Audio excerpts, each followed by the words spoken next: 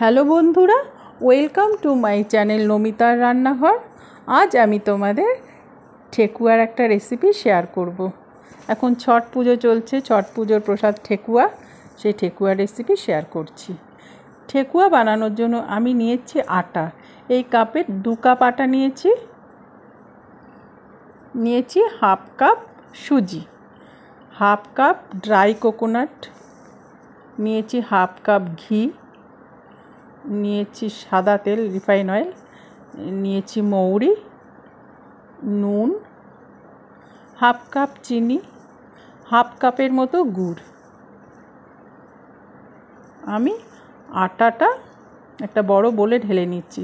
এটা আটার পরিবর্তে আটা ময়দা হাফ হাফ করে ইউজ করা যেতে পারে বা পুরো ময়দাও ইউজ করা যেতে পারে, কিন্তু আমি আটা ইউজ করেছি। তার মধ্যে হাফ কাপ সুজিটা দিয়েছি হাফ কাপ ড্রাই কোকোনাট, দিচ্ছি হাফ কাপ ঘি,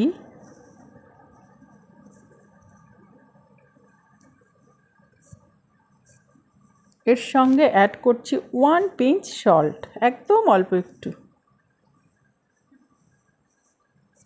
দিচ্ছি মৌরির বদলে এলাচ পাউডারও ইউজ করা যেতে পারে, আমি এখানে মৌরি ইউজ করেছি। দিচ্ছি গুড়টা ওই কাপের হাফ কাপের মতো নিয়েছি। শুধু চিনি দিয়েও করা যেতে পারে, পুরো গুড় দিয়েও করা যেতে পারে, কিন্তু আমি গুড় আর চিনি হাফ হাফ করে নিয়েছি। চিনিটা অবশ্যই দেব, চিনিটা বড় দানার চিনি দেব, কেন কি চিনিটা দিলে পরে ফ্রাই করার পর বেশ একটা চিনি দানা মুখে পড়ে, ওটা খেতে খুব ভালো লাগে। এবার চিনিটা অ্যাড করছি।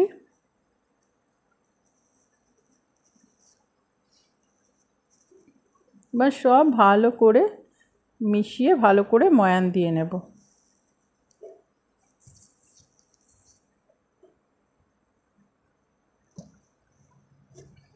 দেখো ময়ান দেওয়া কিন্তু আমার হয়ে গেছে। পুরো যখন দলা পেকে যাবে তখনই বোঝা যাবে যে ময়ানটা ঠিকঠাক হয়ে গেছে।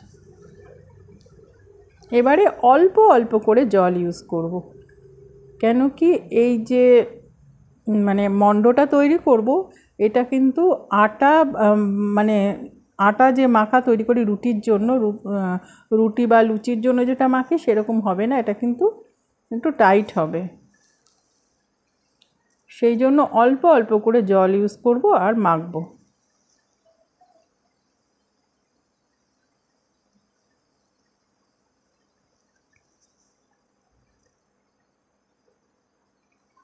দেখো এইভাবে ভালো করে মেখে নেব, মেখে একটা টাইট ডো তৈরি করছি। নরম করলে কিন্তু হবে না। যেহেতু গুড় ইউজ করেছি ওই জন্য কালারটা একটু অন্যরকম এসেছে, একটু ইয়েলোইশ এসছে। এবারে আমি এটা 10 মিনিটের জন্য রেস্টে রেখে দিলাম। 10 মিনিট পর আমি এগুলো থেকে একটা একটা করে লেচি বানিয়ে নিচ্ছি।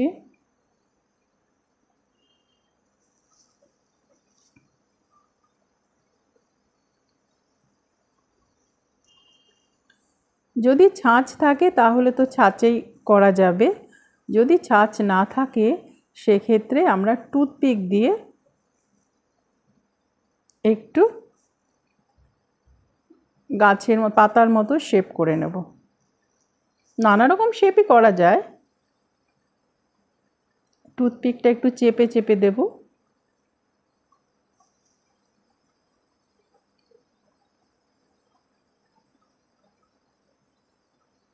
পাতার মতন শেপ দিয়ে নেব।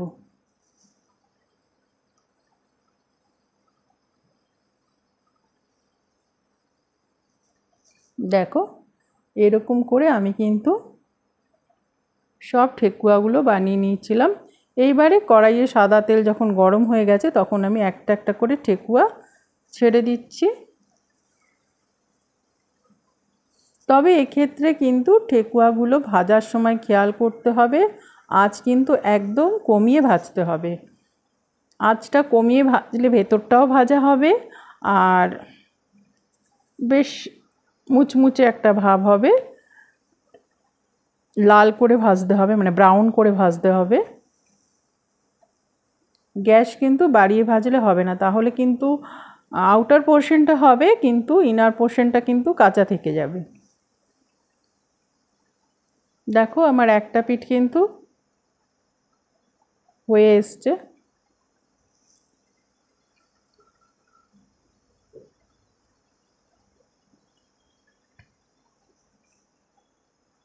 দেখো উল্টে দিচ্ছি।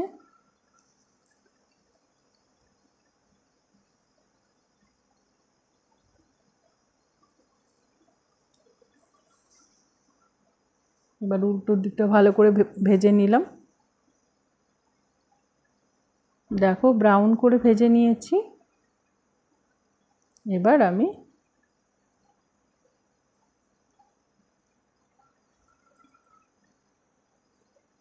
একটা একটা করে তুলে নিচ্ছি। টিস্যু পেপারের উপর কিন্তু বেশিক্ষণ রাখা যাবে না, বেশিক্ষণ রাখলে কিন্তু আবার চিপকে যাবে, কেন কি চিনি দেওয়া আছে, সেই জন্য তুলে ফেলতে হবে। এইভাবে আমি সব ঠেকুয়াগুলো বানিয়েছিলাম। তবে প্রথম অবস্থায় একটু নরম থাকলো, ভাজার পর প্রথম অবস্থায় একটু নরম থাকলো, ঠান্ডা হলে কিন্তু ওগুলো শক্ত হয়ে যাবে। এটা খেতে কিন্তু খুবই টেস্টি হয়েছিল। বন্ধুরা, আমার রেসিপিটা যদি তোমাদের ভালো লেগে থাকে লাইক করো, শেয়ার করো আর আমার চ্যানেলটা সাবস্ক্রাইব করে আমার পাশে থেকো। তোমরা সবাই খুব ভালো থেকো।